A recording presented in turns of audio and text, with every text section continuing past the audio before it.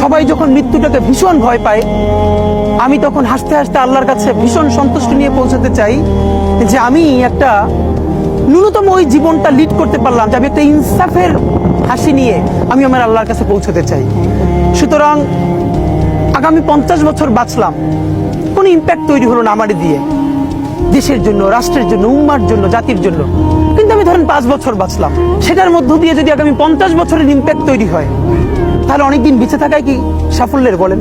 শহীদ president Ziaur Rahman কয়টা দিন বেঁচেছেন, কিন্তু ভাবেন আজকে পর্যন্ত উনি আমার অনুপ্রেরণা। হাঁটতে হাঁটতে আমার পা ফুলে যায়, আমি আমার টিম সেদিনকে ব্যাগের মধ্যে জুতো নিয়ে তারপরে একটা শপিং মলে ঘুরছিলাম, মানে পা ফুলে গেছে, পা জুতোয় ঢুকাতে পারছিলাম না। তো জিয়াউর রহমানের একটা ওনার গল্প মনে পড়ছিল, যিনি মাইলকে মাইল যখন হাঁটতেন ওনার সাথে স্টাফদের পা ফুলে যেত, কিন্তু ওনার তো আর্মি ট্রেনিং আছে। তখন তাকে বলতো, স্যার আপনার তো আর্মি ট্রেনিং, আমরা তো আর পারি না।